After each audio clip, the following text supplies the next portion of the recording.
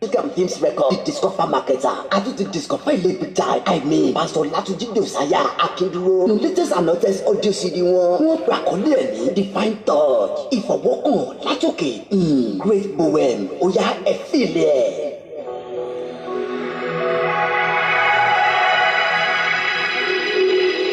Divine Touch ni mo fẹ́.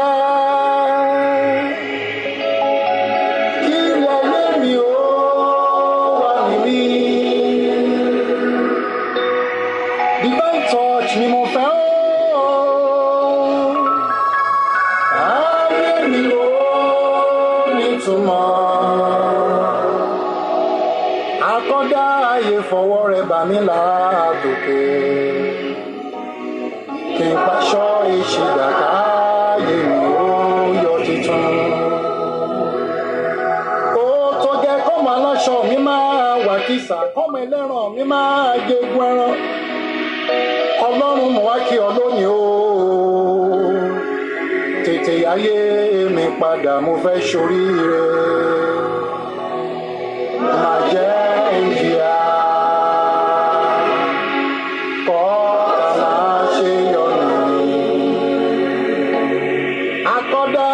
Fọwọ́ rẹ̀ bà mí látòkè. Kí n paṣọ ìṣe gàdá ayé mi ó yọ titun. Ọkọ̀ tún rèé ẹgbà. Heaven alaya number one ni o. Heaven na proper liar o.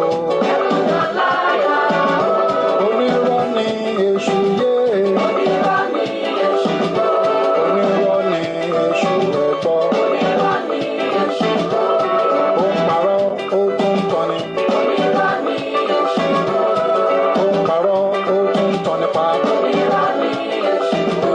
Gbogbo ẹ̀yọ́ ọmọ Nàìjíríà ẹ máa ṣe àmì nígbà tí Ọlọ́run yóò máa lo pásítọ̀ Ọlátúnjí Josiah Akinduro láti máa gbàdúrà fún orílẹ̀-èdè wa Nàìjíríà. Ó yá ẹ jẹ́ ká máa sàmì ní kíkankíkan. Bàbá ẹ gbé sókè sá. Olúwa má ṣe bá Nàìjíríà wí nínú ìbínú rẹ, kí ìwọ má ṣe nà án ní gbígbóná ìbìnújẹ́ rẹ.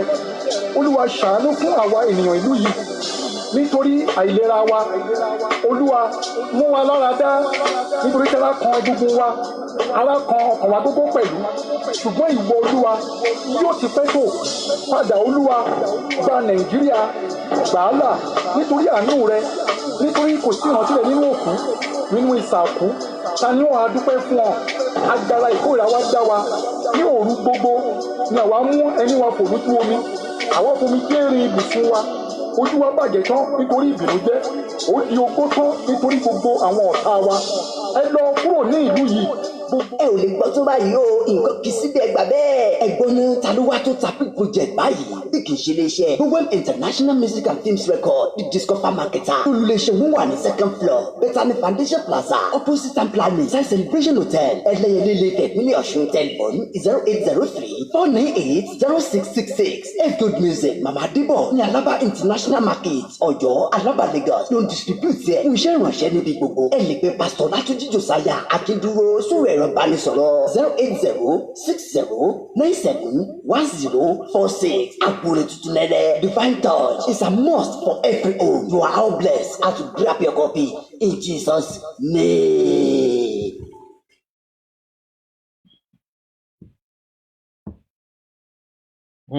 Ẹ káàbọ̀ sórí ètò Ọjà Sọpẹ́ o. Ẹ káalẹ́ o ẹ̀yin ọ̀rẹ́.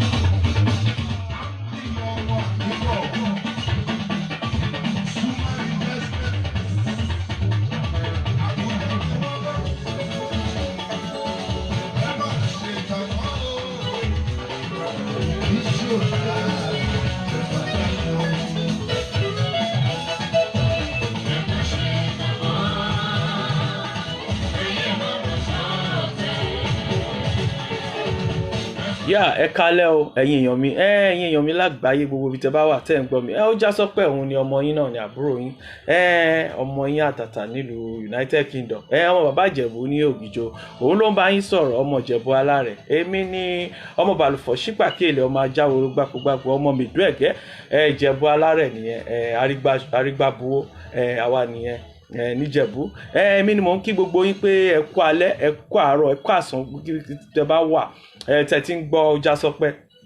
ó já sọ pé lẹ́tọ̀ gbogbo ẹ̀yin tẹ́ bá mọ̀ wọn èèyàn ẹ bá mi sọ fún wọn kó máa follow mi, kó máa follow Facebook page mi. ẹ rí pé mo máa ń fún yín ní àwọn information tí bá tètè rí tó wà wúlò fún wa, tó wúlò fún wa, tó wúlò fún orílẹ̀-èdè Nàìjíríà, tó wúlò fún ọmọ káàárọ̀ òjíire, èyí tó pa wá lẹ́rìn, èyí tó múnú wa dùn, èyí tó kọ wá lóminú, èyí tí à ń láti ṣiṣẹ́ sí láti mú orílẹ̀-èdè Nàìjíríà ìta láti ṣiṣẹ́ sí láti jígìrì, láti má sùn para. Gbogbo ẹ̀ náà là ń mú wá, kò ń ṣe ojú kan, gbogbo ẹ̀ là ń mú wá. Ọlọ́run á máa fún wa ṣe.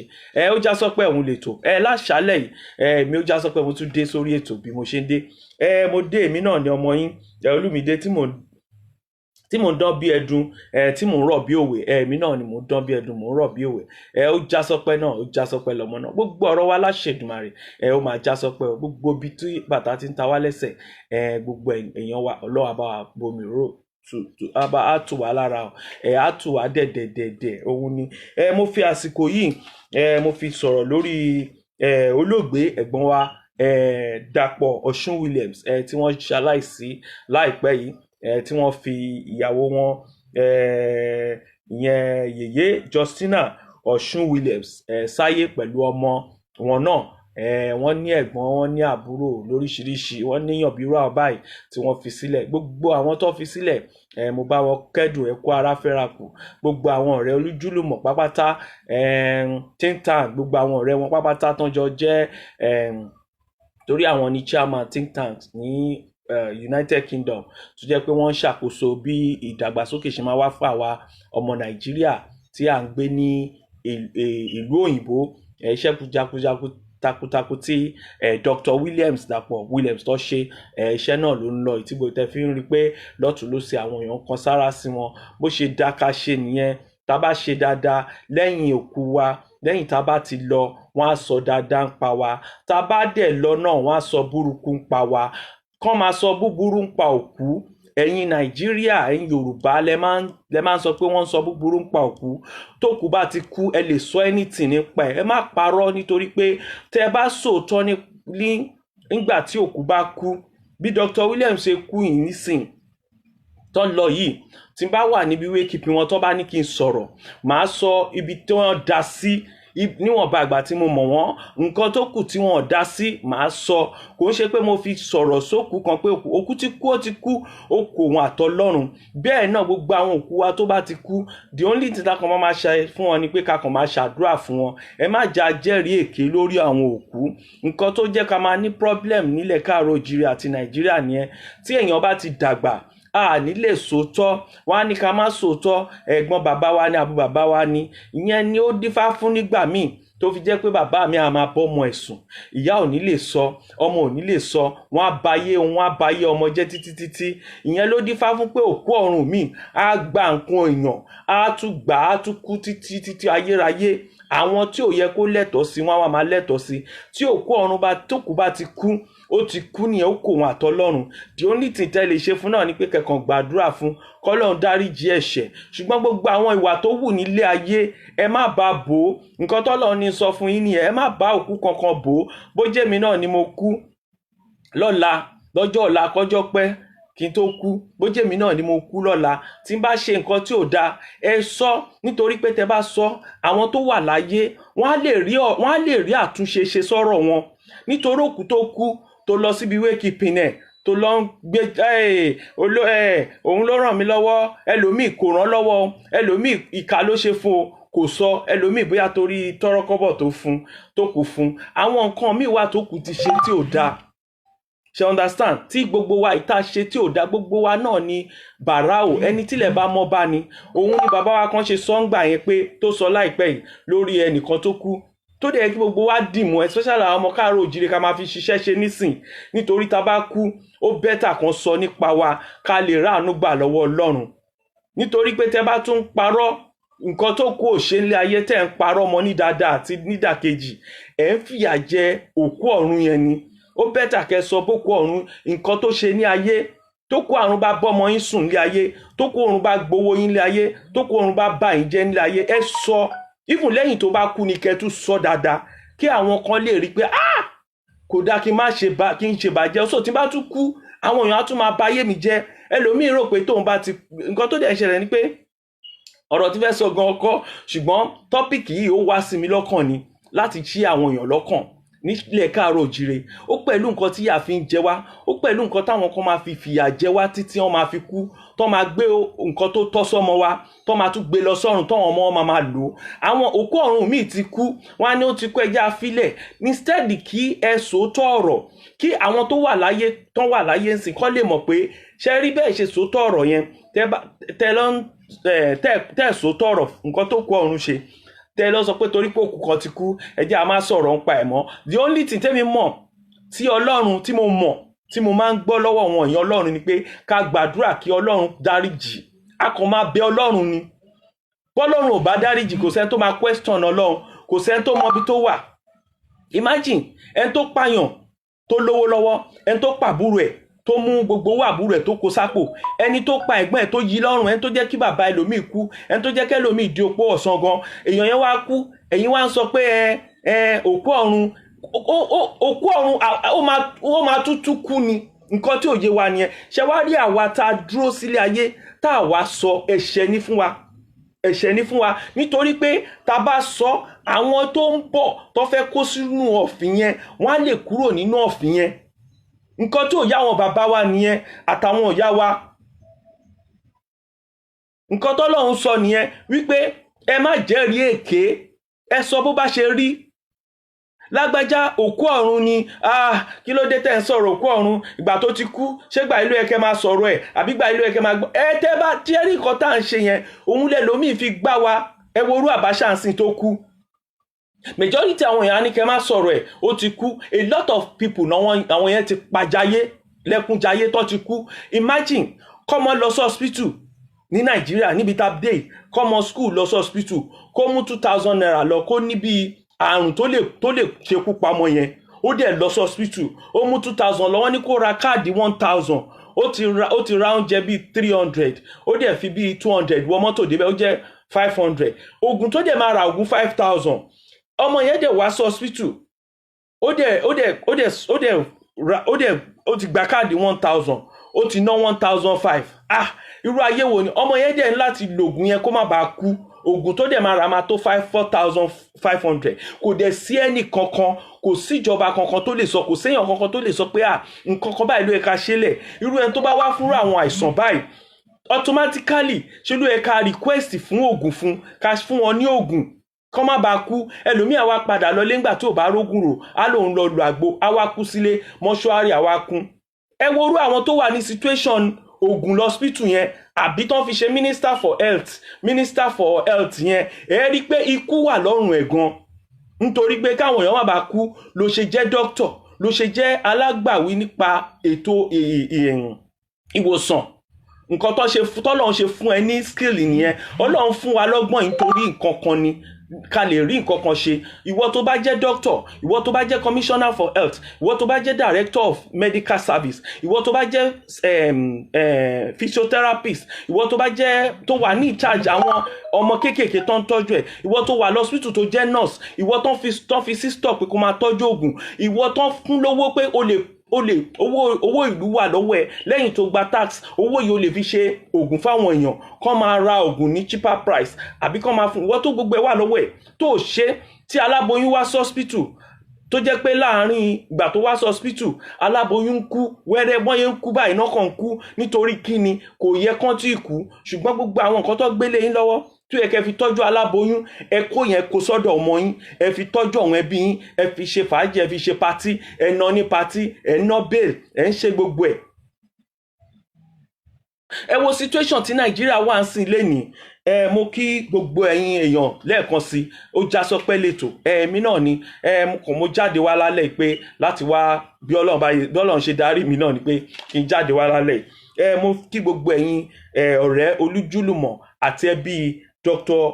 Dàpọ̀ Ọ̀ṣun Williams, èyí tó jẹ́ chairman think tank ní ìlú London, èyí tó jẹ́ ìkànnú àwọn gbòógì nínú ọmọ orílẹ̀-èdè Nàìjíríà tí wọ́n dẹ̀ ń ṣe àkóso tọ́dẹ̀ ń ṣe àbójútó bí àwọn ọmọ Nàìjíríà tó wà nílùú òkèèrè ní London bí wọ́n ṣe máa gbégbé àlàáfíà òun ni Dr. Dapo Williams wọ́n dẹ̀ máa ń ṣèrànlọ́wọ́ gan bá ṣe gbọ́ ìtàn wọn dáadáa kọ́lọ́hún kọ́ fọ̀run kẹ́ wọn kọ́lọ́hún tẹ́ wọn sáfẹ́fẹ́ rere wọ́n ní wọ́n máa sin wọ́n ní on the 26th August màá tán bá rí ẹ lọ sórí Facebook mi ẹ lọ wò ẹ rí bẹ́ẹ̀ mo ti post ẹ wọ́n náà máa sin wọ́n ní 26th of August ní ọ̀sẹ̀ yìí náà ni ọ̀sẹ̀ tí ó ń bọ̀ yìí ni wọ́n máa sin wọ́n lágbára Ọlọ́run mo dẹ̀ tún fẹ́ fi àsìkò yìí kí àwọn ọmọ olóòkú mi náà èyí tó jẹ́ Fọláṣadé Òní Orísan ọ̀rẹ́ mi pàtàkì ni ọ̀rẹ́ wa pàtàkì ni nílùú Nàìjíríà ó ṣaláìsí wọ́n sin òun náà léni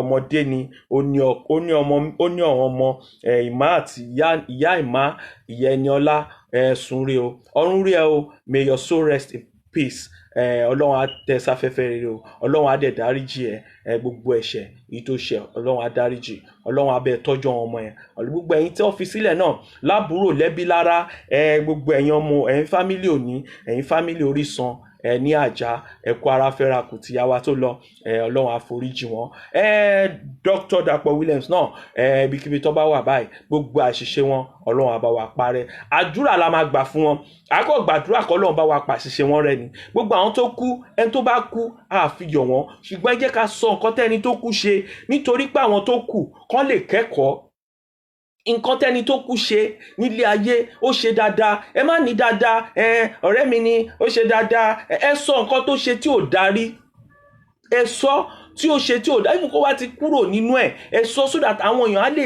kẹ́kọ̀ọ́ nínú àwọn èèyàn á kẹ́kọ̀ọ́ ẹ má máa òkú ọ̀run òun ṣe nǹkan tẹ́ tó kù bá ti kú the only thing tó wà bẹ́ẹ̀ ni pé kẹ́ sin wọ́n dáadáa tẹ́ bá ti sin wọ́n dáadáa ẹ fi ó kúlẹ̀ fọ́lọ́run ẹ sọ̀rọ̀ wọn ẹ sọ ní dáadáa ẹ sọ láburú kò sẹ́ṣẹ̀ ń bẹ̀ ẹ gbà bí mo ṣe wí fún yín ẹni tó bá lẹ́ṣẹ̀ wà ń bẹ̀ kó confront mi kò sẹ́ṣẹ̀ nínú ẹ̀ tó bá sọ̀rọ̀ òkú ọ̀run tó bá sọ nǹkan tó ṣe tí ó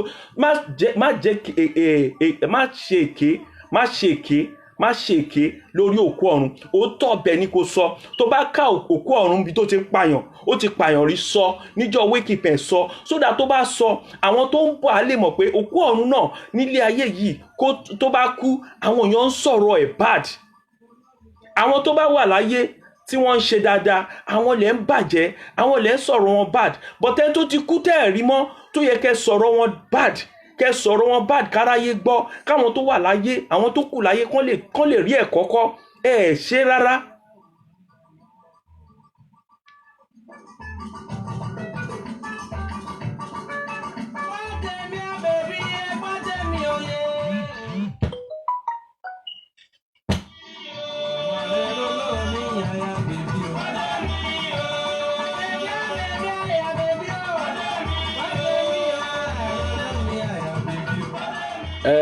Gbọ́ tèmi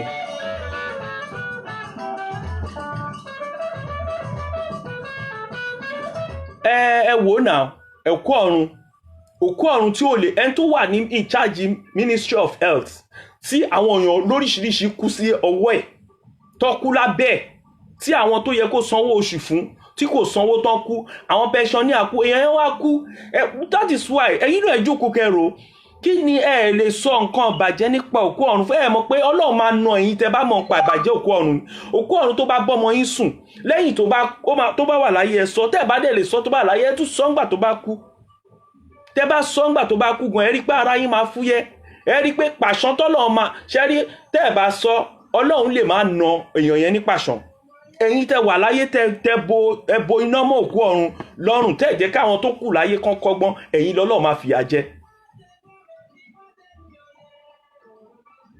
So ẹ wo hospital ọmọ lọ sí hospital ó mú 2000 dání àìsàn tó fẹ́ pa ló mú dé hospital Nàìjíríà ìlú yìí wọ́n máa pè tó bá ti pè wọ́n máa gbé ẹ lé ni ṣé orí ọ̀tọ̀ ẹ wá that is why tẹ́ fi rí pé ẹ jẹ́ kí n sọ ọmọ sọ ní last week mọ̀dí tí wọ́n fi respect Nàìjíríà ni kò sí àǹfààní ẹyọ kan bó ti wù kó mọ mo fi Ọlọ́run ṣẹlẹ́rìí ẹni tó bá ní àǹfààní kan wà Nàìjíríà ẹni tó bá sọ pé àǹfààní kan wà Nàìjíríà àǹfààní ni mò ń sọ o tí ó tọ́ sí àwọn ọmọ Nàìjíríà tí èèyàn kan fi lè wá láti Ghana láti Benin kó wá sí Nàìjíríà àǹfààní tó wà Nàìjíríà ni pé wọ́n fẹ́ wá jalè Nàìjíríà ni ẹni ó lè máa sọ fún ilé ni ẹ confirm nǹkan tí mo sọ fún yín ẹ lọ check gbogbo nǹkan tí Chinese bá wá Nàìjíríà wọ́n fẹ́ wá jalè ni, tí American bá wá Nàìjíríà wọ́n fẹ́ wá jí owó ni, àwọn èèyàn yín ló máa pè wọ́n pé olè ẹ wá jí owó Nàìjíríà ẹ máa bọ̀.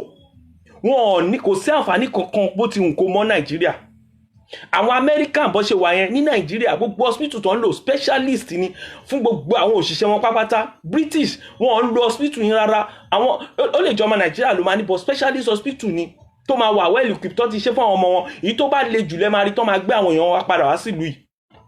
Ẹ̀yin àwọn ọmọ Nàìjíríà tó ń lọ lóyìnbó tó wá ń gba medical ẹ rí pé ẹ rí pọpọlọ wọn ó dàlú pátápátá. Ìjọba ò dẹ̀ lè ṣe, kò ń ṣe pé ìjọba nìkan kọ́, ó yẹ kí àwọn NGO kan jẹ́ kí àwọn ìjọba mọ̀. Mo tún fàsìkò yìí gbogbo àwọn tó jẹ́ pé journalist wọ́n ń ṣera wọn ni, tí wàhálà lù yìí bá dé tán journalist ló máa kọ́ jẹ́ èyí tó pọ̀ nù ìyà yẹn. Wọ́n á jẹ́ ní inú ìmọ́lẹ̀, wọ́n á dẹ̀ jẹ́ nínú òkùnkùn.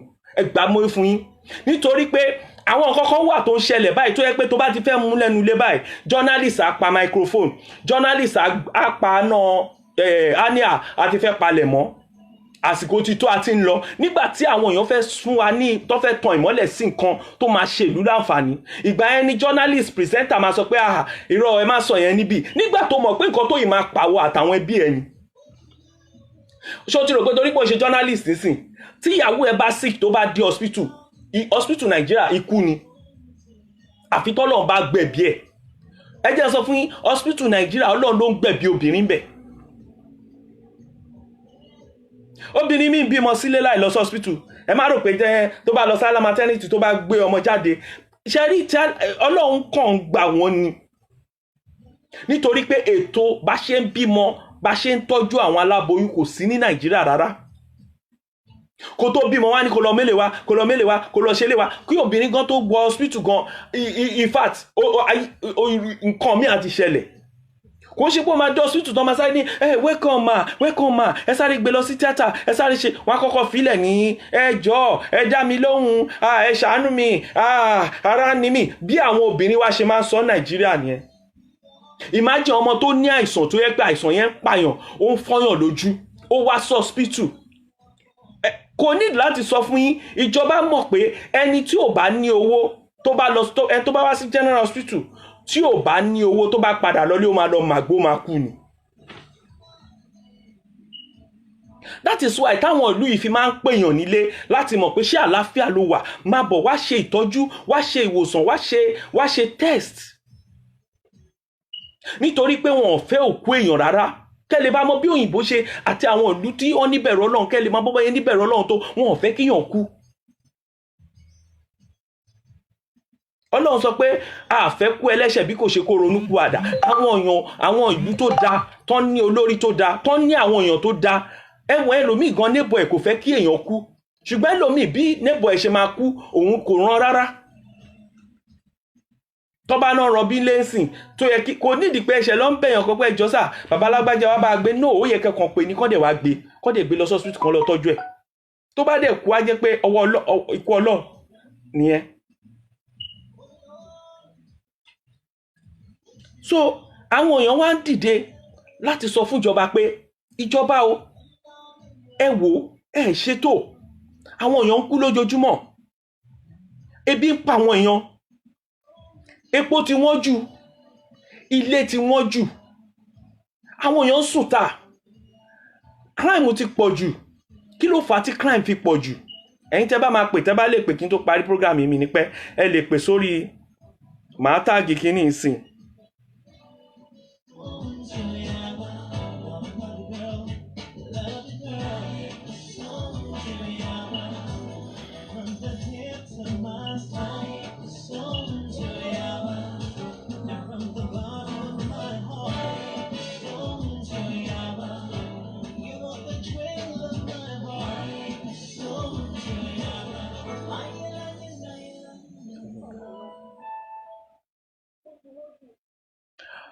So nǹkan tá à ń sọ lọ ni pé ẹ wo bí nǹkan ṣe ń lọ Nàìjíríà, ẹ jẹ́ ká dìde. Ẹ wo nǹkan tó ṣẹlẹ̀ Mali. Lóòótọ́ a fẹ́ kí ìjọba ológun kó wá, ṣóyè yín, a fẹ́ kó dàbí ti Mali.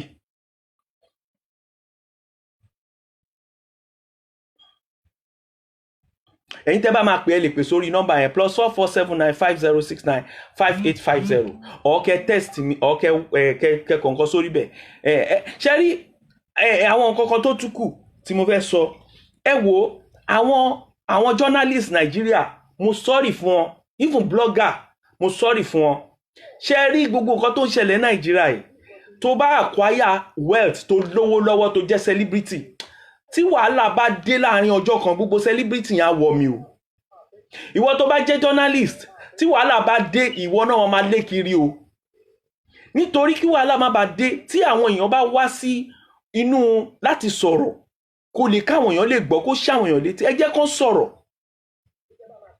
ṣé torí pé wọ́n máa ti iléeṣẹ́ yín tó bá ti iléeṣẹ́ yín ó dáa kí wọ́n ti iléeṣẹ́ fúngbà díẹ̀ ṣé ń gbọ́ ó dáa kán ti iléeṣẹ́ fúngbà díẹ̀ dàn kí wọ́n ti iléeṣẹ́ láìláì ìmú kí wọ́n gan máa lọ bíṣẹ́ kí wọ́n gan máa gbèrí mọ́ ó dáa kán ti iléeṣẹ́ fúngbà díẹ̀ dàn kí wọ́n àbíyàwó àbáwọn ọmọ ẹ̀ kán ṣègbè. ẹ wo nǹkan tó ṣẹlẹ̀ ní Mali yẹn àwọn èèyàn sọ pé ìjọba wọn dìde gidi gan kí ló yẹ kí ìjọba ṣe àwọn ìjọba tó bá dìde sí yín àwọn tó bá criticize yín tẹ́ bá nǹkan tó position ṣe máa ń wà nìyẹn tó position bá ń sọ̀rọ̀ nípa yín pé ẹ ṣe dáadáa àwọn ló yẹ kẹ́ listen sí tí àwọn YouTube bá ń sọ̀rọ̀ pé ẹ ṣe dáadáa tí àwọn NGO àbí àwọn civil organization bá sọ pé ẹ ṣe dáadáa tí àwọn Christian bá sọ pé àwọn ṣe dáadáa táwọn Muslim àwọn ló yẹ kẹ́ pè wọ́n wọlé pé kí ni bolókù díẹ̀ ká ṣe sí kò ń ṣe ìgbà yẹn lẹ máa lọ mọ́ lórí wọn lẹ máa tì mọ́lé ìgbà yẹn lẹ máa purọ́ mọ́ wọn.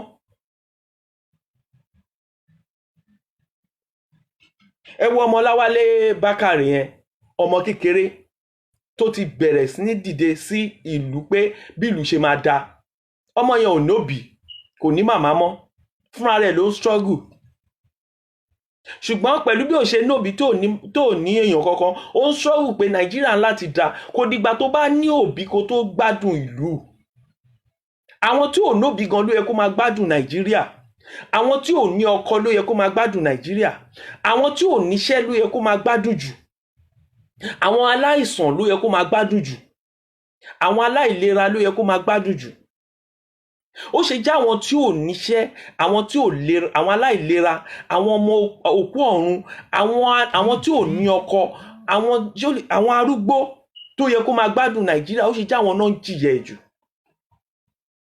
àwọn mẹ̀kúnnù tó yẹ kó máa gbádùn Nàìjíríà ó ṣe jẹ́ àwọn náà ń jìyà jù nígbà tá a lè sòótọ́ fòkú ọ̀run já lè sòótọ́ fáwọn tó wà láyé bí kò sóòótọ́ Nàìjíríà tó bá sọ tí bá sọ̀rọ̀ kan tó ń sìn tó jòótọ́ àwọn kan náà máa pè mí pé ó já sọ pé ọ̀rọ̀ tó ń sọ yẹn irọ́ o má sọ̀rọ̀ yẹn mọ́ o fi bẹ́lẹ̀ ṣùgbọ́n tó bá di ọ̀la àwọn yẹn náà máa wà lẹ́gbẹ̀ẹ́lé náà máa gé ka jẹ nítorí pé ikú tó ò fẹ́ kú yẹn kò sígbà tó ò ní kú gbogbo wa kàn ń bẹ̀bẹ̀ fún ẹ̀mí gígùn ni òkú ń sunkún òkú ni akáṣọ lérí ń sunkún ara wọn gbogbo wa la máa kú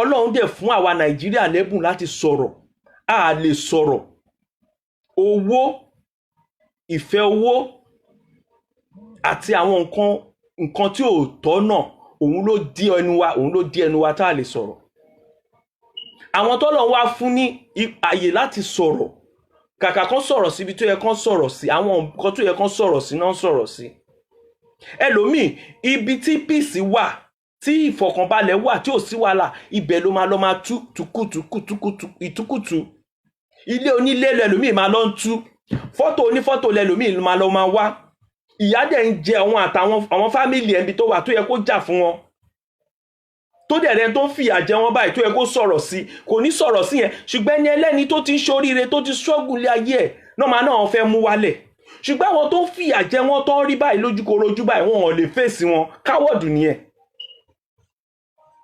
ọlọ̀tẹ̀ tẹ̀m̀bẹ̀lẹ̀kún rìkíṣí. I don't know why Nigerians are like that. Upon all, we are saying we are most educated, we are most intelligent in Africa, we are the big power in Africa. I don't see anything. I don't see anything in Nigeria. Let me tell you, I've gone around the world to check. I have not seen anything in Nigeria at all. Even Burundi, you will see people excel. Àwọn èèyàn ṣe rere ní Burundi. Àwọn èèyàn ṣe rere ní Malawi. An individual talent ní Nigeria. But just because a lè mú lò, a lè sọ̀rọ̀ síta, ó dìgbà tí ikú ó bá kọjá àyè kan tó rí wọn kan tó máa bẹ̀rẹ̀ sí ní sọ̀rọ̀ ńta. So that's the problem we have in Nigeria. Journalists, àwọn náà problem ní Nigeria. Àwọn journalists yẹn tán dẹ̀ jókòó, tán ìwà comfortable sí tán sọ̀rọ̀. Tí wàhálà Nigeria bá dé, tí ò bá dé bá ìwọ tó jókòó yẹn tó ń sọ̀rọ̀ ẹ̀, á dé bẹ́ bí ẹ̀kan. Ìyẹn ni kó rò. Òun láti make sure pé a tún gbogbo àyíká wa ṣe. Tó bá sọ pé ibi tó jókòó sí nìkan ṣe ẹnìkan ló tún ṣe. Ṣoríjọ́ tí wàhálà bá dé, tó bá dá jókòó báyìí, tí wàhálà bá dé, wàá rí pé ṣé àyẹn máa mì ni. Nítorí ò ní lè jókòó, ìwọ fúnra rẹ̀ ò ní lè jókòó mọ́ tí wàhálà yẹn bá dé. So ó bẹ́tà kó tún agbègbè ẹ ṣe kí ìwọ gan náà lè jókòó, nítorí ibi tí wàhálà ti máa ń dé, mo yẹ jókòó yìí sí tí mo sọ̀rọ̀ ló máa jarí wàhálà. Tí wàhálà bá dé, màá kàn pa kínní, wọn ò ní mọ nǹkan tó ṣẹlẹ̀.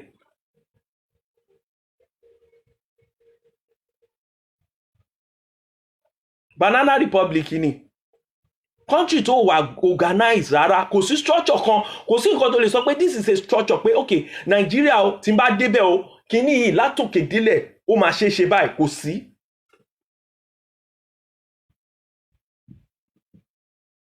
Àtọ́ kò sí rárá.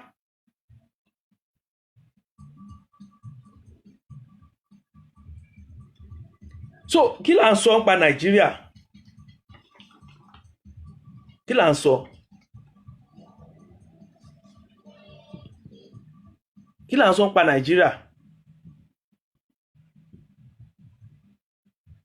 Ẹ jẹ́ ká wo ọ̀rọ̀ à ń ṣe protest. Ìjọba Nigeria ó bẹ́tà kẹ́ tètè gbà pé protest tó ń ṣe yẹn ó wà legitimate. Ẹ jókòó kẹ́ bá àwọn èèyàn yín sọ̀rọ̀. Kí ni nǹkan tó ń fẹ́? Wọ́n fẹ́ omi. Ẹ wọ hospital bill, o lè lọ sí hospital kan dé lóhùn. Gbogbo èèyàn ló ń tọrọ, ló ń ṣagbe torí pé ó sick. Èyí tó sick malaria lásán ń ṣagbe, kò dẹ̀ rí bẹ́ẹ̀ tẹ́lẹ̀. Malaria drugs free tẹ́lẹ̀. Ní Lagos State, mo dẹ̀ wà pé peculiar to some other states ńgbà yẹn free. Kíní tí àwọn ní hypertension lò yẹn free. Ògùn àwọn hypertension. Diabetics free nígbà yẹn. Typhoid, ògùn anti-malaria typhoid náà free. Tó jẹ́ pé tó bá ní typhoid, tó bá dé hospital wọ́n á kọ fún ẹ. Ìgbà yẹn gan káàdì gan ọ̀fẹ́ ni. Imagine káàdì 1,000 naira just bó fẹ́ rí doctor. Àtẹ̀dúpẹ́ pé doctor wa wọ́n good, ọ̀fẹ́ ni. Doctor ń gbowó lọ́wọ́ èèyàn, nurses náà dẹ̀ ń gbowó lọ́wọ́ èèyàn. But tí èèyàn bá lọ sí hospital, tó bá rí doctor, tó bá rówó rògùn, tó bá padà lọlé tó kú ńkọ́. Ẹni tí ò níṣẹ́, tí ò lówó nírú ìlú yìí, wọ́n máa fún lógùn, wọ́n máa ní government fund ó wà, government fund ó wà fún ròhùn nǹkan bẹ́ẹ̀ yẹn. Wọ́n á fún nítorí pé wọ́n mọ̀ pé tí wọn ò bá fún, ó máa lọ ṣèṣekúṣe ni, ó máa para ẹ̀ ni. Kí nìdí tó fi ń fáwọn àgbàlagbà ní 60 years and above àti 1 to 11 ní ọkọ̀ ọ̀fẹ́ nílùú yìí láti máa wọ ọkọ̀ ọ̀fẹ́, àtàwọn tó yẹ pé ó kù díẹ̀ káàtó? Nítorí pé wọn kò sí excuse pé ò rówó wọ mọ́tò. Wọ́n fẹ́ kí ètò wà nílùú wọn náà ṣe bẹ́ẹ̀. Ìwọ tó bá ti ṣiṣẹ́ gan-an, tó ti save owó, tó ti gba taxi, tó ti gba pension kìíní lọ́wọ́ ẹ̀, àánú àwọn pension owó yẹn náà lára ẹ̀ náà níjọba máa tọ́jú láti máa fi ló máa tọ́jú fún ẹ. À ń sanwó owó ìtanà fún ẹni, à ń sanwó ọkọ̀ ni, títí o máa fi darúgbó tó máa fi kú, owó yẹn náà máa tọ́jú, náà máa invest, wọ́n á dẹ̀ máa lò fún ẹ tó máa fi kú. ṣé gbogbo yẹn ni wọn lè ṣe ní Nàìjíríà ni? A dẹ̀ jókòó síbẹ̀ tí nǹkan tó ń ṣẹlẹ̀ ni pé tó bá ti ṣe lẹ́ńbì kan kò sí ètò kan ọmọ another person mọ́, which is wrong.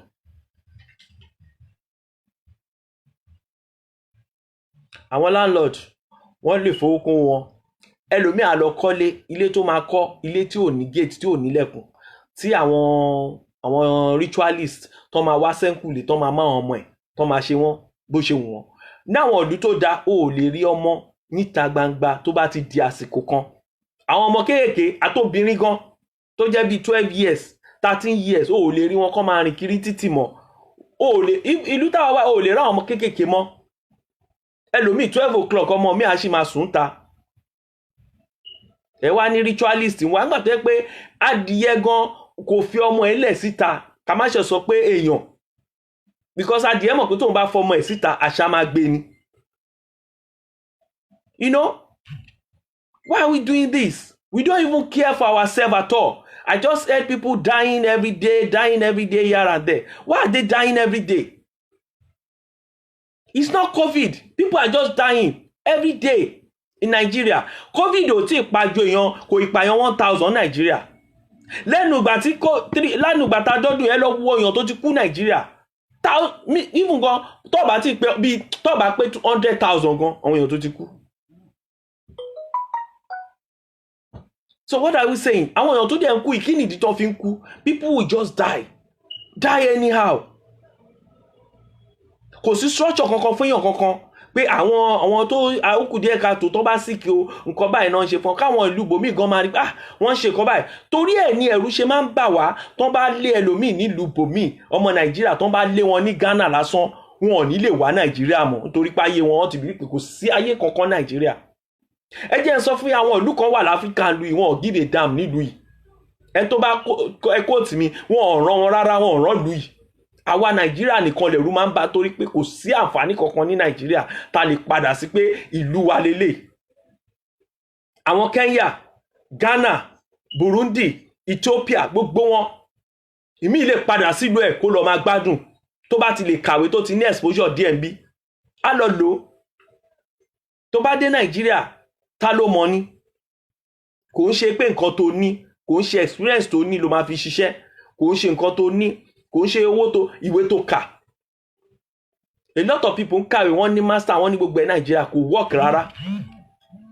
Ẹn tó mọ̀ nìkan tó bá mọ̀yàn Nàìjíríà nìkan ló lè sọ pé mo ń padà lọ, mo mọ̀ honorable, mo mọ̀ lágbájá tó máa fix it up.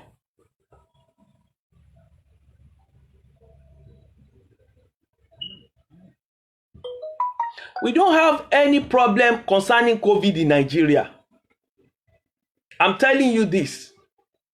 What we have in Nigeria is the killing by the government for not providing social amenities and some other things like drugs, hospital, food, welfare service. There is none in Nigeria at all. Look at this country that they provided, like America and some other country that they provided them with. So even I heard a friend call me today telling me that there was a man in America that just died. That man did not leave his own house for the last 3 months. But the only day he said he's going to, no, he's not even going out. He just have an attack inside his house. And before an ambulance could come from that house, I'm talking of America, before an ambulance could come to his aid, the guy have gone. So all the precaution they are saying, people should not go to the market, although what they are saying, all this, they don't have any measure. They are just deceiving themselves. They are doing campaign now. They are deceiving themselves that they are doing, all what they are doing, there is no measure at all. So that is the problem we have in Nigeria. We are a deceit nation, fraud nation. The person that called Nigeria a zoo is even more better than Nigeria is not even better up to zoo, because if you look at animals these days, the way they protect themselves, Nigerians did not protect anybody. They don't care at all. The military do what they like, the police do what they like, the civil servant do what they like, the politicians don't even care about people at all. They only care on people they see on the internet that people have been caring for. They don't care for those who are their local government that people are not caring for. Do we have chairman local government at all? Do we have councillor at all? When you are seeking for good housing, where do you supposed to go? When you are seeking for food, where do you supposed to go? Primary health care, where do you supposed to go? Do you supposed to go online and start begging like a beggar? People don't know that people don't know that the way we are begging every day in Nigeria is making us looking stupid in the face of other people, other nations. So why this one is begging? Why can't local government chairman, why can't local government give them accommodation? Why this one is living in slum? Why? Look, unless those who are drug addicts that don't know what they are doing, even personally we have them in individual family. There are some wealthy home that their children are sleeping around because you know why? Because they're out of their senses. They can't control that. But àwọn èèyàn tó jẹ́ pé hey, Ola Univ, bàbá mi, Nnamdi Achichi, about whom you know. Yes, it's about who you know in Nigeria. Thank you, my person. I don't know if it's man. So what are we saying about Nigeria? Kí là ń sọ pa Nigeria? Àwọn èèyàn kú naturally, people die. COVID yìí a lọ ń wá nǹkan tí ò sọnù ni. Majority àwọn kan gan bẹ̀rù láti ṣe test COVID because tí àìsàn bá wà lára wọn tẹ́lẹ̀, àwọn èèyàn ò ní treat àìsàn yẹn mọ́, wọ́n á máa wá COVID kiri lára wọn. They will not treat them again and they will die. They will die. Even tó bá gbọ́ pé ẹlòmíì ní COVID, they will not treat him again. Ẹlòmíì gan tó bá gbọ́ pé òun ní COVID, he is already dead. So what are we saying about Nigeria? Let's leave that. Let's take care of... there are a lot of elderly people in Nigeria. Téèyàn bá ní diabetes in Nigeria, gígé lẹ́sẹ̀ tó bá ti ní àìsàn. Ṣé àwọn ìlú yóò ṣe máa gé ẹsẹ̀ wọn tó bá ní diabetes? Àwọn ìlú bòmí ò ṣe máa gé ẹsẹ̀ wọn kó máa da láìbọ̀ ara. Most àwọn tó ń da láìbọ̀ ara, ìdá kó jẹ́ pé ó critical gan tó yẹ pé kò ń ṣe, but kò ń ṣe ordinary sickness. Ordinary sickness wọ́n lè manage. Kò sí hospital tó dáa, kò sí facilities tó dáa.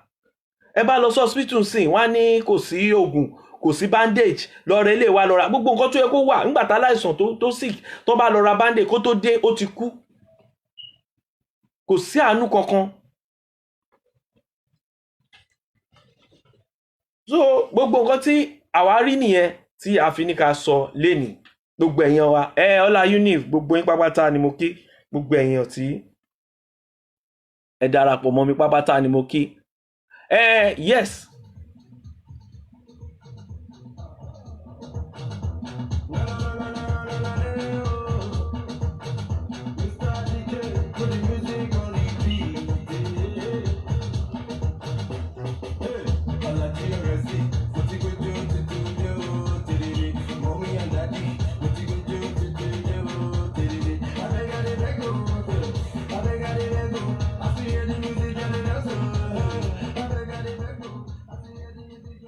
Yes, ẹ káàbọ̀ sórí ètò Ó Já Sọpẹ́ ló ń sọ̀rọ̀. Mi ní pẹ́ ṣe tán lórí ètò.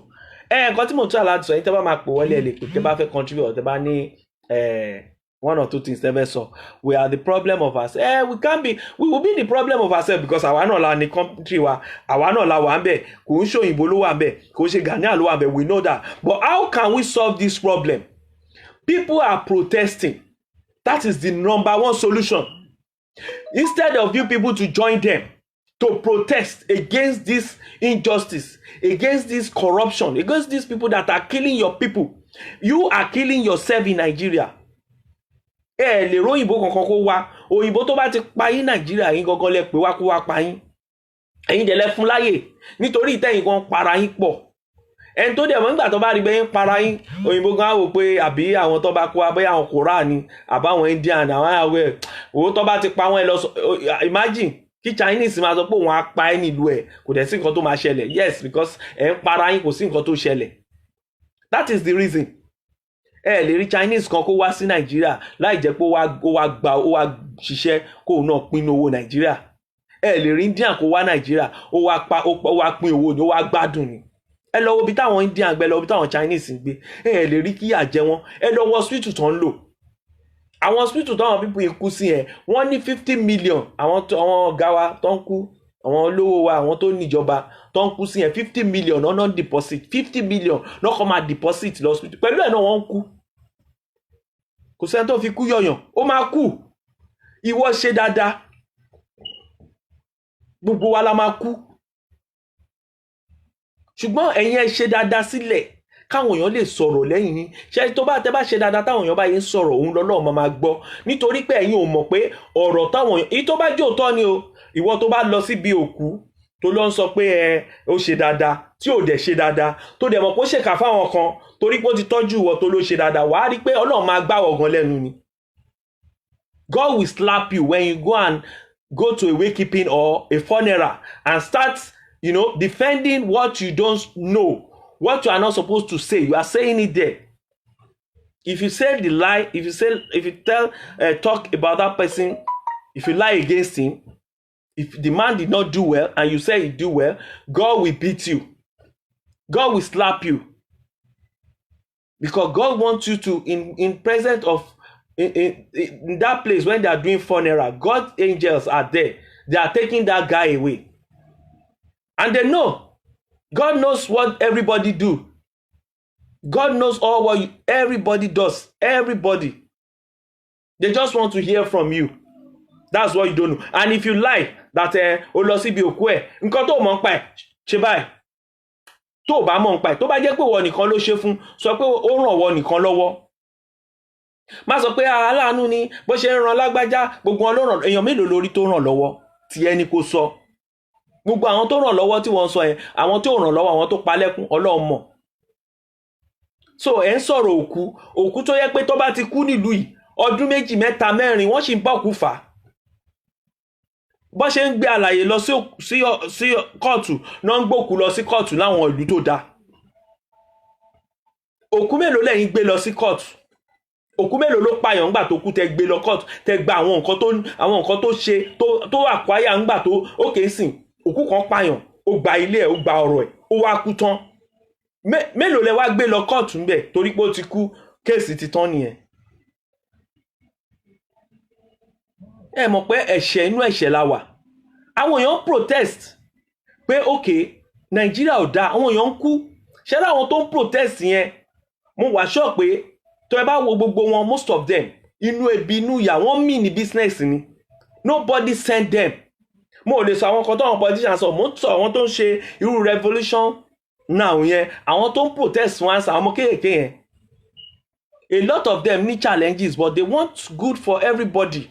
Because wọn mọ anybody tó bá yẹ pé àwọn ọmọ èèyàn ni àwọn ò ní máa jáde síta ọmọ olówó mélòó lẹ́yìn rí tó ń protest àwọn tó tọmọ ìfún ẹlòmíì gan kò rí nǹkan kan lára àwọn politician o ẹ̀gbọ́n mi ni chairman kìíní kan APC ó sì ń rò pé torí ẹ̀gbọ́n ẹ̀ ti jẹ́ chairman yẹn nǹkan tẹ́gbọ́n ẹ̀ ṣe bad yẹn kò sọ̀rọ̀ sí ó sì wò pé ẹ̀gbọ́n ẹ̀ yẹn máa ṣe dáadáa fóun lọ́jọ́ iwájú irọ́ ni kò yẹ kó mọ̀yàn rárá kí ayé ẹ̀ tó dá Nàìjíríà. Ní ayé àtijọ́ àwọn bàbá wa tó dàgbà yìí tó bá ṣe kàwé tán báyìí oníkálukú gbọ̀n ó máa gbọ́n pálẹ̀ ó ń lọ ṣiṣẹ́ ni ó máa wáṣẹ́ wàá dẹ̀ ríṣẹ́ at least bóyá 80% àwọn èèyàn á ríṣẹ́ nísìnyí 20% gan ò ríṣẹ́. So ẹ jẹ́ kí nìkan tá à ń sọ ẹ jẹ́ ká jókòó ká wò ó Nàìjíríà ti rotting hospital bill àwọn èèyàn ò lè san. Oúnjẹ àwọn èèyàn ò lè ra oúnjẹ gidi jẹ mọ́. Oúnjẹ kẹrẹ oúnjẹ gan ó dájú oògùn lọ. Èèyàn mélòó ló ń jẹ fruit? Tẹ́ bá wà ń lu ìtẹ́ bá lẹ sick wọ́n á ní kẹ́ lọ jẹ fruit. Wọ́n á ní fruit ní kẹ́ lọ jẹ wọn ní kò gùn fún ẹ. Wọ́n á ní kó sáré, wọ́n á ní kó rìn, wọ́n á ní kó ṣe báyìí. Epo ló tún wọ́n yẹn, wọ́n tún increase owó epo. Bọ́dẹ̀ ṣe increase owó epo yẹn ni mọ́tò tún máa wọ́n, làwọn èèyàn tún máa rìn ní òòrùn. Òòrùn á tún máa lá wọn, malaria pa ẹlòmíì. typhoid á gbẹ̀mí ẹlòmíì títí lọ bá àwọn ọmọ mosquito wà bẹ̀rẹ̀ pẹ̀tẹ́ kò sí àǹfààní kò sí nǹkan kan tó ń ṣe pé project kan wà Nàìjíríà tó yẹ pé bí mo ṣe wà ń lu o wọ́n ń ṣe project kan okay for example ní London yìí ní Ghana wọ́n fọ̀wọ́n àgbàlagbà lówó iná wà ní Ghana 3 months náà ní kọ́ máa fi gbowó náà ní Ghana ẹ mọ̀ pé irú àwọn nǹkan yẹn ó máa attract world sírú ìlú yẹn ni Nàìjíríà imagine wọ́n yìí sọ fún mi lánàá wọ́n tún gbé owó tó double wá fún iná tí àwọn èèyàn ò ṣiṣẹ́ landlord tún gbé owó in fact nílùú yìí nǹkan tó tún ṣẹlẹ̀ ni pé àwọn landlord gan tún sọ fún wọn pé ìjọba tún ràn wọ́n lọ́wọ́ ni kàn relax ni ṣé ìjọba Nàìjíríà mi ẹlòmíì kọ́lé káàkiri 20 bedroom tí ò séyàn bẹ̀ àwọn èèyàn dẹ̀ sun títì táwọn èèyàn kò sí nǹkan tó lè ṣe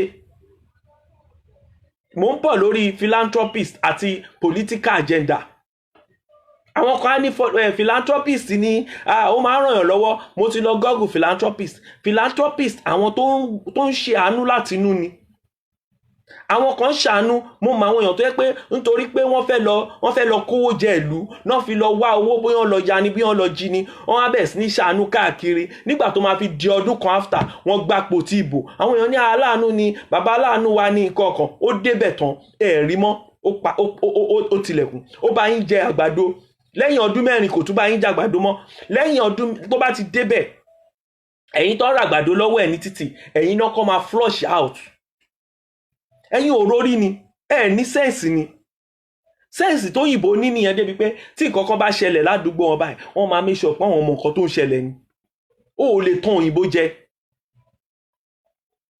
bí ìlú wọn ṣe dá tó yìí wọ́n hate àwọn politician wọn ìmíì tó bá rí bíìlù pósítà wọn báyìí tó bá fún báyìí wọ́n máa yá dànù ni a lot of places la máa ń lọ tá bá lọ campaign nílùú yìí tó bá fún ọ ìmíì kan á tilẹ̀kùn mẹ́ get out kí lẹ fẹ́ ṣe you are a thief imagine kí nílùú London káwọn UK káwọn citizen wọn máa lash àwọn politician kò fẹ́ mọ̀ ẹ́ ò bá jẹ́ councillor ò bá jẹ́ MP tó bá kanlẹ̀kùn á ní get out MP ẹ̀ máa ní I'm sorry ó máa lọ́ọ̀tì ẹ̀ ní. ká má ṣe wá sọ Nàìjíríà àwọn tó ṣe wàhálà fún yín ò rí jẹ àwọn ẹbí yín gan ò rí jẹ mo wo gbogbo àwọn tó jọ ń ṣèṣèlú tí mo mọ̀ láti gbà yẹn kò sí ìtayé ẹ̀ bẹ́tà kò sí tó ní stable program báyìí torí ẹ̀ náà ṣe kúrò ń bẹ̀ ìmí doctor ni medical doctor over 25 years kò practice mọ́ lọ́ọ̀yà lẹ́lòmí ó ní law firm tẹ́lẹ̀ kò practice mọ́ ṣé wá rí gbogbo àwọn lọ́ọ̀yà tó ń practice yẹn àwọn yẹn náà fi ń kówó jẹ àwọn yẹn lọ́ọ̀yà táwọn yẹn ń ṣe ni pé lọ́ọ̀yà olóṣèlú ibi táwọn yẹn ti máa help nìyẹn that is why tẹ́fìrí pé ọlọ́pàá ń fi àjẹyàn wọ́n ń ṣe everything torí àwọn agbẹjọ́rò tó yẹ kán wà fún àwọn èèyàn wọn ò wà fún àwọn èèyàn àwọn olówó náà wà fún. Imagine kí lọ́ọ̀yà ló ń gba 1 billion kíní kan 500 million 200 million 700 million fún ẹjọ́ nítorí kíni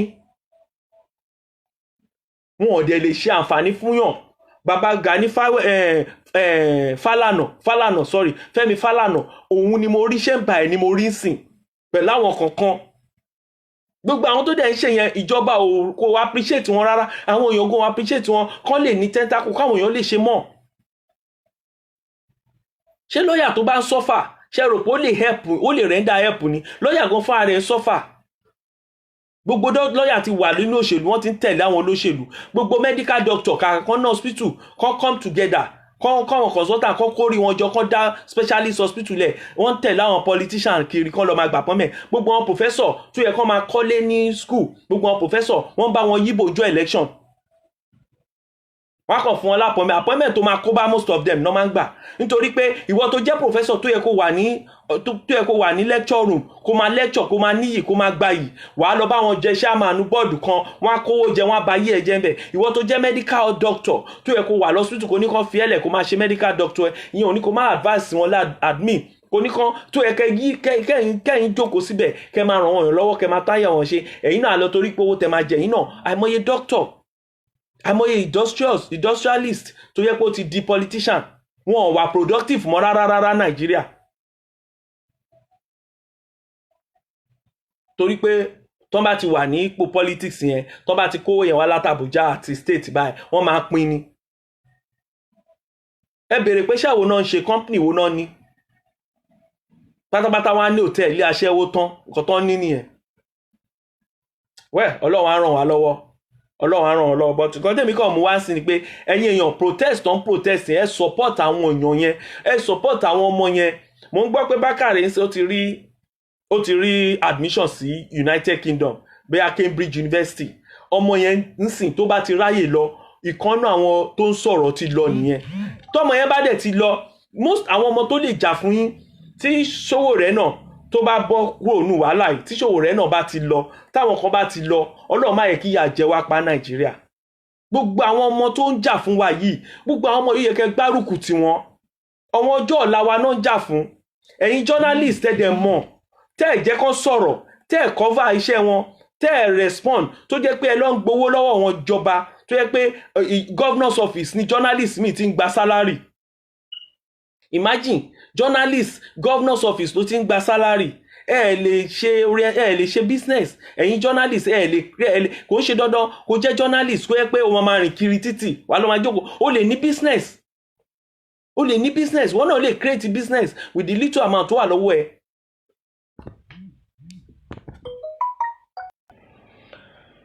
With the little amount tó wà lọ́wọ́ ẹ, ìwọ journalist ṣe déédéé. Nǹkan tó ṣe máa ń pa yín journalist yẹn tó máa lọ assassinate wọn. Journalist mi á ní information lọ́wọ́. Information tí journalist mi máa ní lọ́wọ́, kàkà kó lò judiciously, á lọ expose ara ẹ̀ fáwọn politician. O rò pé wọ́n máa fún ẹ lówó ni? No, wọ́n máa pa ẹgbẹ́ yìí ni. Tó bá dẹ̀ fún ẹ lówó, wọ́n ì máa pa ẹ nítorí pé wọ́n mọ̀ pé ó máa táṣìírí wọn ni. O ò lè jẹ́ journalist tó bá ti màṣírí wọn tiẹ̀ ti bá ẹ nìyẹn. So kí ni journalism? Kò yẹ kó jẹ́ pé ó máa no, a lot of journalists wà nínú jẹ́ pé àwọn ẹlòmíì wọ́n ti retire náà kàn ṣe, àwọn ẹlòmíì dẹ̀ ń ṣe pé they are doing another thing, there is another source of income. You have to have another source of income. Má sọ pé journalist ni ẹ. Even gbogbo àwọn politician yẹn, they have to have another business. They don't have to rely on government money. That is why many of them are stealing. Nigeria youth are useless. Àwọn àgbàlagbà gan, àwọn arúgbó náà ló gan useless náà. Àwọn àgbàlagbà gan ni problem. Àwọn àgbàlagbà náà problem. If táwọn ọmọ yẹn bá dìde, táwọn àgbàlagbà náà tó bá dáwọn àgbàlagbà wájú, táwọn àgbàlagbà náà bá dìde sí right channel, òkè irú nǹkan tá à ń jà fún, táwọn àgbàlagbà náà dìde, àwọn àgbàlagbà ló máa ní káwọn ọmọ yẹn lọ jókòó. Táwọn ọmọ yẹn bá ń ṣe wá ní wọ́n ń jà gidijagan, wọ́n fẹ́ dà lóru. Kí ni òkè ń sìn gbà tẹ́mi bá dìde ń sìn tí mò ń sọ̀rọ̀ yìí sìn, káwọn èèyàn kan sọ pé nǹkan tó ń sọ ó fẹ́ dà lóru, àwọn àgbàlagbà. Instead kan sọ pé ẹ jẹ́ ká support nǹkan tó mọ̀ yín sọ, ẹ jẹ́ ká jọ lọ bá governor.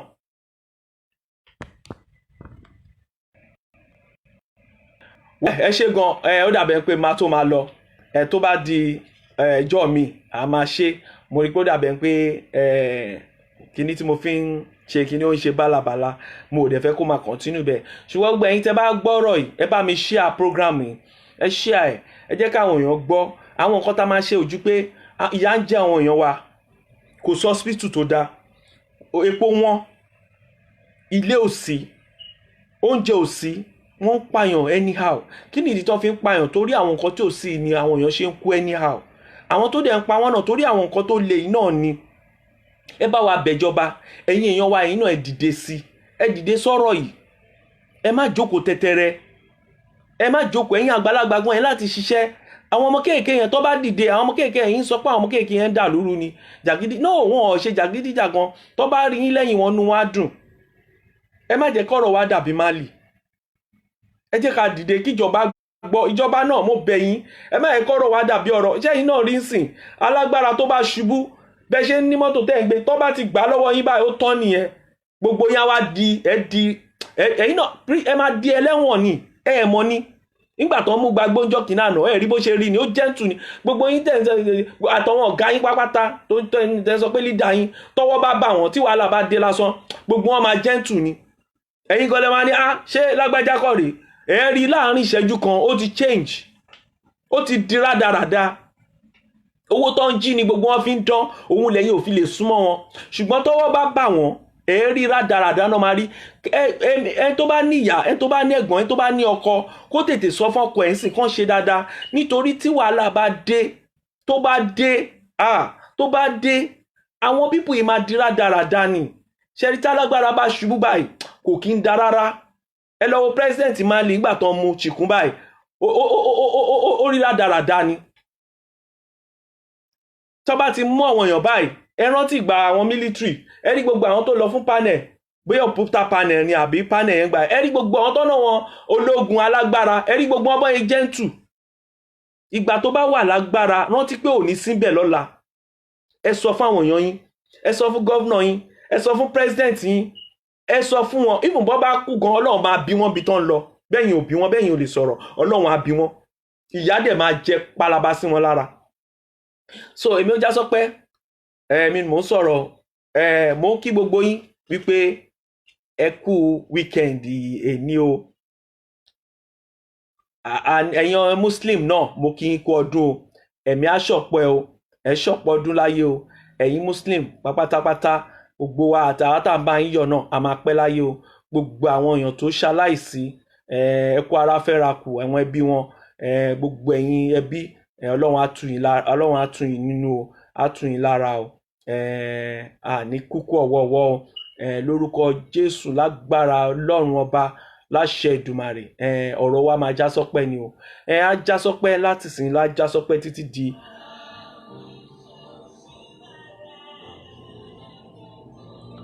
so ọ̀rọ̀ wa ó máa já sọ́pẹ́ o.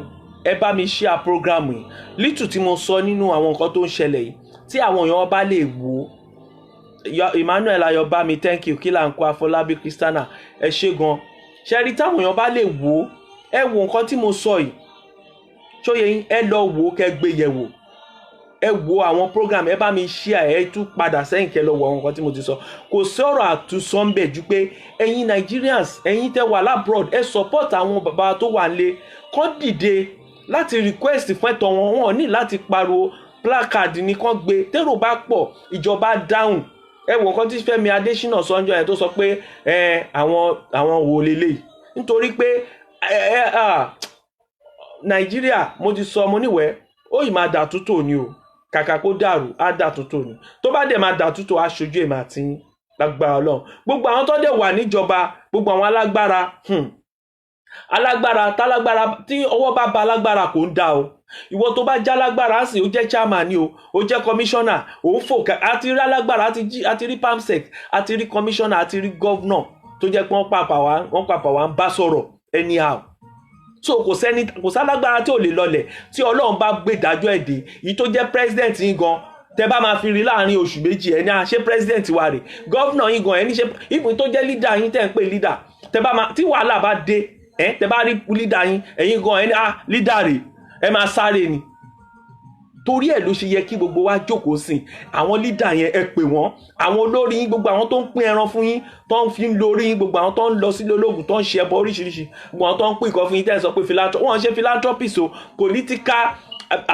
political mission ni political mission gbogbo àwọn tó ń fún yín ní nǹkan mi nìkan má gbà political mission and again àwọn nǹkan míì wà ẹ ṣọ́ra láti máa gbà lọ́wọ́ àwọn olóṣèlú. Àwọn nǹkan tó ń di ọpọlọ yín mọ́lẹ̀ ó pọ̀ nú ẹ̀ tẹ́yìn ò mọ̀. Most of the things táwọn olóṣèlú yẹn ń ṣe wọ́n máa ń lọ sọ́dọ̀ babaláwo wọ́n á lọ ṣe oríṣiríṣi. Gbogbo constituency lóru kẹ́yìn tó jí wọ́n ti wọ́n nǹkan síbẹ̀. Gbogbo ẹran tẹ́ ń jẹ àwọn níyà àwọn elébi tó yẹ pé ọmọ mẹ́ran wá fún yẹn ẹran tó ti sìn fọ́dún kan nítorí tiyín. Ṣùgbọ́n kò sí nǹkan tọ́lọ́run ò lè ṣe o. Ọlọ́run tó lágbára ju ayé àtọ̀run lọ torí pọ́n fi àjẹyìn jọ́kan á tú yín sílẹ̀. Ọlọ́run á tú yín sílẹ̀. Gbogbo ẹ̀yin tẹ́ ń gbẹran ẹ̀yin tẹ́ ń gbà rẹ̀ sí ẹ rọra jẹran. Kò mẹ́ran ẹran méjì ló mú wá tẹ́lẹ̀ ẹran mẹ́ta ló mú wá ó mẹ́ran wọ́n á pín ẹran nǹkan tó máa rí fáwọn èèyàn nìyẹn. Wọ́n á fi gbàgbá ìsìnkì yín. Kò ní sọ́pọlọ láti dìde pé àwọn pípù yìí fi àjẹ wá no kò sọ́pọlọ yẹn rárá because mo wà ṣọ́ọ̀kan wọ́n ti ṣe nǹkan fún gbogbo yín. Àwọn èèyàn kọ̀ọ̀kan ló dìde láti sọ̀rọ̀ pé ìyà ń jẹ wá. Tẹ́ bá wo community mi ọba wọn àwọn ìjòyè wọn àwọn èrò pa wọn ń gbádùn ṣùgbọ́n ìyà ń jẹ wọn ìyà dẹ̀ máa jà wọn ìran wọn. Instead kí ọba dìde pé no bá gbègbè mi yẹ kó rí kọ́rè kún láti fight ẹ̀ nítorí pé àwọn náà ń sanwó fún ṣùgbọ́n kò dẹ̀ mọ̀ pé nǹkan tó ń ṣẹlẹ̀ yìí ó máa affect òun náà.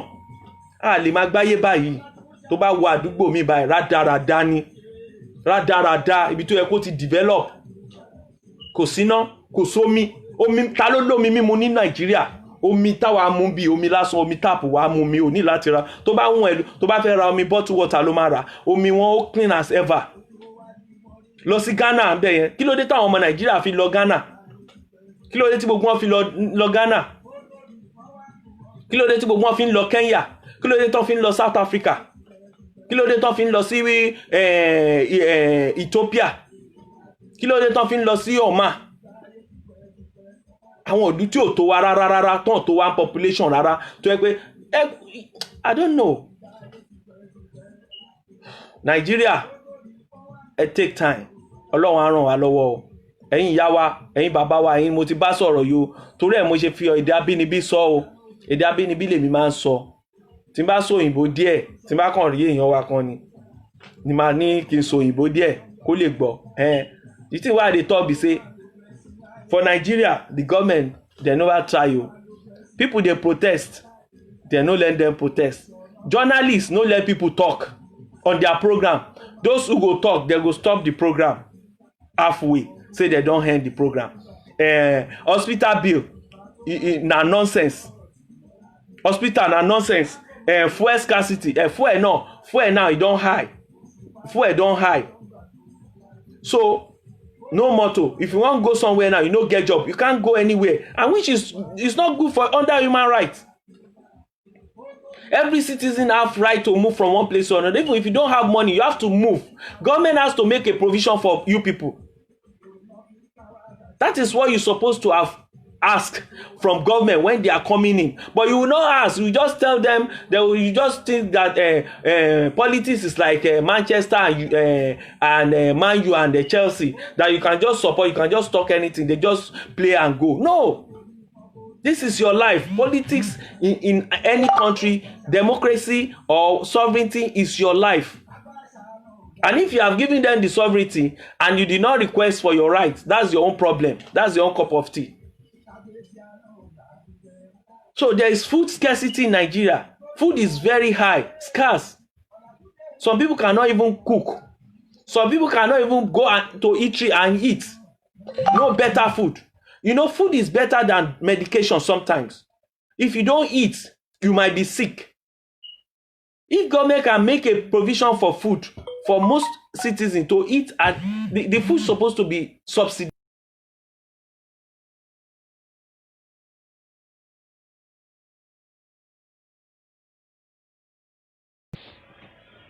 So, mo fẹ́ parí ètò yìí báyìí. Àpọ̀ràn àbọ̀rọ̀ là ń sọ fọ́mọlúàbí tó bá dénú ọdún dìde ẹ ṣé gan gbogbo ẹ̀yin tí ẹ join mi lórí program ẹ bá mi share mo ti sọ a lot at least mo ti sọ a lot ẹ bá mi share program ìjọ mi màá tún máa tẹ̀síwájú lórí ọ̀rọ̀ Nàìjíríà náà ní mi ìnọ́rọ̀ mi sọ àfi tí n bá tún ní ọ̀rọ̀ tó jẹ́ pé ti ilé ìdílé àbí nǹkankan àbí ìmọ̀ràn fáwọn aráalé ẹ ṣé gan Afọlábí Christiana Ọmọnìyí sir do not relent until they change thank you very much Lord will strengthen amen God will bless you all gbogbo ẹ̀yin tẹ́ ń join mi gbogbo ẹ̀yin tẹ́ ń support mi ẹ share program mi Facebook page mi ó já Sọpẹ́ Olúmídé Instagram mi náà ó já Sọpẹ́ Olúmídé Instagram page mi ó já Sọpẹ́ Olúmídé and then YouTube mi ẹ lè lọ ẹ bá mi like ẹ subscribe YouTube mi ìyẹn ó já Sọpẹ́'s Corner ní YouTube mi ẹ lọ subscribe ń bẹ ẹ rí àwọn ẹ bá mi subscribe ẹ bá mi sọ fún àwọn èèyàn kan subscribe ẹ jọ̀ọ́ nítorí Ọlọ́run tẹ́ bá ṣe ń ṣe and then support ẹ tó bá fẹ́ support mi personally lórí program lórí bí mo ṣe máa ń ràn wọ́n yàn lọ́wọ́ wọ́n lè pè mí ẹni tó bá fẹ́ ṣèrànlọ́wọ́ ibi kí tó bá fẹ́ ṣe sí ẹ pè mí màá jẹ́ṣẹ́ yín ẹlòmíì máa fẹ́ ṣèrànlọ́wọ́ tí ò ní fẹ́ kí àwọn èèyàn mọ̀ a bá yín ṣe àásẹ̀dẹ̀ sí Nàìjíríà àwọn èèyàn wa bójá gbègbè tẹ́ ti gbé rí tẹ́lẹ̀ ni bójá Àbújá lẹ́ ń gbé sí tẹ́ fẹ́ ṣèrànlọ́wọ́ sí Ìbàdàn àárọ̀ yàn lọ Ìbàdàn wọn á lè ṣèrànlọ́wọ́ yẹn fún yín gbogbo bí ìrànlọ́wọ́ tẹ́ bá fẹ́ ṣe fáwọn èèyàn yín tẹ́ fẹ́ kán mọ̀ a lè ṣe fún yín ìrànlọ́wọ́ tẹ́ bá lè ṣe fáwa náà àwa náà ní ìrànlọ́wọ́ ní ó já Sọpẹ́'s Corner Ọlọ́run á wà pẹ̀lú wa ọ̀rọ̀ wa á já sáyọ̀ ọ̀rọ̀ wa ò ní.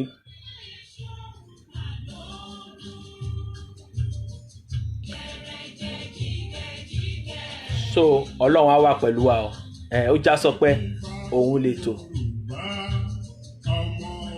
Mo dẹ̀ fẹ́ ràn ẹ̀yin ọmọ Oòduà lọ́wọ́ lórí ti wípé a ṣì wà ọ̀ nítò Kóìkì mo kí ẹ ọlọ́run á wà pẹ̀lú ẹ o ọlọ́run máa dẹ̀ mọ́ o. ìyá wa Erelu náà Erelu Hamilton voice Akọgun Erelu gbogbo wọn bàbá.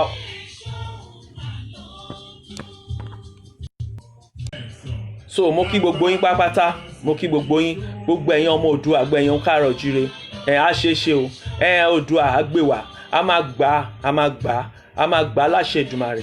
ìgbà tí ọ̀rọ̀ Oòduà yìí bá dé wọn ò ní fẹ́ nìkankan ṣàwátì nù wa àṣejèrè la máa ṣe àṣeyè la máa ṣe ń bẹ̀.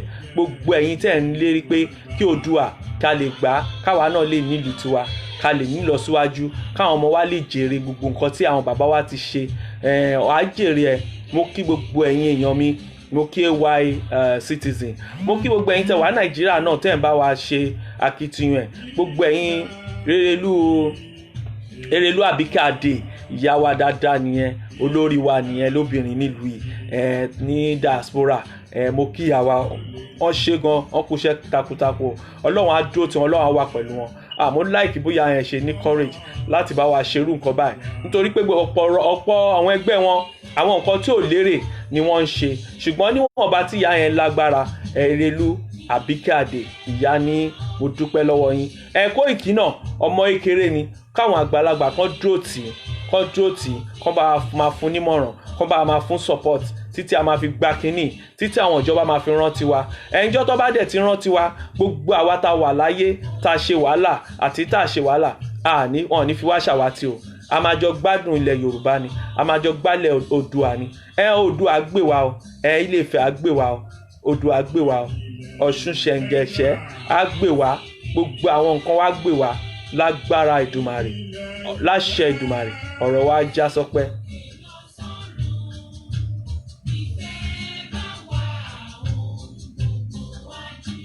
Rasaq Kazeem Ṣonibárẹ́ Ọlárẹ̀wájú olórí Àṣàkẹ́ Ọmọlá thank you very much my sweet sister. Mọ́sànyà Òṣègùn àbúrò mi.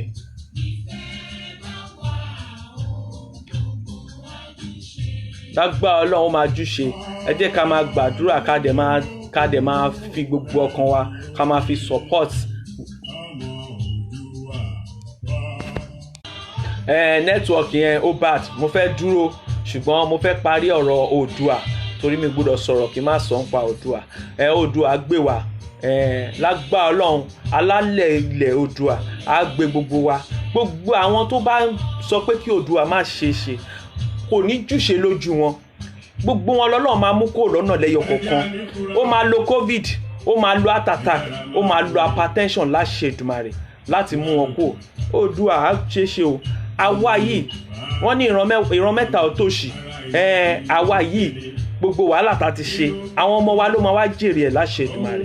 gbogbo wa pátá àwọn ọmọ wa máa gbádùn wọ́n máa fi Nàìjíríà náà wọ́n máa sọ Oòduà Republic ilẹ̀ Yorùbá wọ́n máa fi wá máa ṣàkóṣe ni nítorí pé tẹ bá wo ilẹ̀ Yorùbá ní Brazil ní gbogbo àgbáyé èdè Yorùbá èdè tí àwọn èèyàn fẹ́ràn ni òyìnbó fẹ́ràn ẹ̀ tẹ bá rí báwọn òyìnbó ṣe ń sọ èdè wa ó yẹ kẹ́ mọ̀ pé ó yẹ ká wá nǹkan ṣe sọ̀rọ̀ wa. gbogbo ẹ̀yin ọmọ Yorùbá tẹ bá mọyì Yorùbá tẹ bá mọyì Oòduà tẹ bá mọyì èdè yín ẹ jẹ́ ká bẹ̀rẹ̀ sí ní sọ èdè wa ẹ jẹ́ ká máa kọ́ ọmọ wa lédè wa.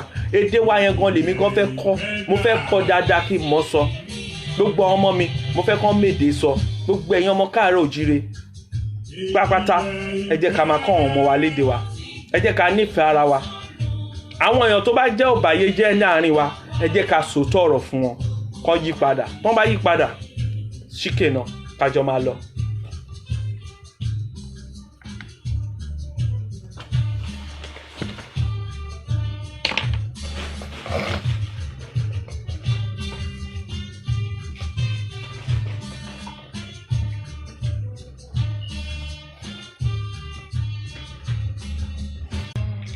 mo ní oògùn kan bí kí n tó lọ kí n tó pa kíní nẹ́tíwọ̀kì ní ẹ má bínú high blood pressure oògùn high blood pressure organic ni ẹ pè mí tẹ́ bá nídẹ̀ ó da gan mo ní àgbo ẹ̀ náà mo ní capsule erectile dysfunction wọ́n tó bá lè ṣe dáadáa tí o bá ní ìdákọ́lẹ̀ mo ní confam ni àwọn èèyàn tó rà wọ́n ti sọ fún mi ó ṣiṣẹ́ èmi náà dẹ̀ ló ń bẹ̀.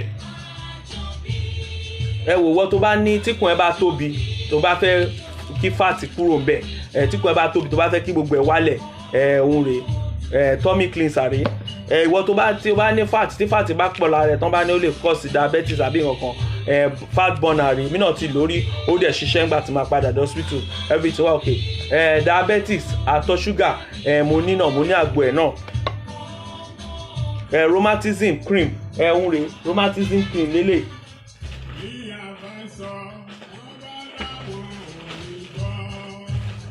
Eléyìí arthritis àti rheumatism capsule and drinks capsule àti àgbo òun lélẹ̀ ọ̀tọ̀ọ̀tọ̀ ní 2 in 1 ni tó bá ní rheumatism àti arthritis ẹni kéèyàn yẹn kó pè mí màá sọ iye tí mò ń tà fún yín rheumatism cream lélẹ̀ tẹ́ bá ti lo eléyìí tán tẹ́ bá lè náwó cream yẹn wá máa fi pa lẹ́yìn tẹ́ bá ti lo oògùn yẹn ẹ máa fi cream pa ẹ rí pé lọ́gán ni. Eléyìí ni penis enlargement ìwọ tún nǹkan ọmọkùnrin ẹ bá kéré eléyìí ló máa fi máa ṣe tó yẹ pé á tóbi dáadáa á lè ka ojú kínní á lè ka ojú nǹkan ìyàwó eléyìí náà pè ní penis enlargement bó ṣe kéré yìí kékeré koro ni mo dẹ̀ tún nìkan náà eléyìí náà ń pè ní eléyìí ni aphrodisiac honey eléyìí ni adùn má dẹ́kẹ̀ obìnrin tó bá ń lo eléyìí dáadáa tí ọkọ ẹ̀ bá débẹ̀ ó máa stigmatize ó máa mú mọ́lẹ̀ ni kò sí wàhálà ìyẹn ni eléyìí so mo ní àwọn oògùn yẹn rẹpẹtẹ gbogbo àwọn nǹkan tó bá ń ṣe yín tó bá jẹ́ pé oògùn ìbílẹ̀ lẹ́fẹ́ ẹ pè mí mo ní àwọn tó jẹ́ pé confam ni oògùn ìbílẹ̀ lóríṣiríṣi tó jẹ́ pé afewé àtegbò ṣe tó jẹ́ pé ó dẹ̀ máa mú ara dá ó wà bẹ̀ ẹ ṣé gan gbogbo ẹ̀yin ọmọ Yorùbá alájọbí àgbàdúrà wa láṣẹ Èdùmàrè èmi ó já sọ pé mò ń lọ ná ó dìgbà kan màá tún pàdé yín láyọ̀ ó dàárọ̀.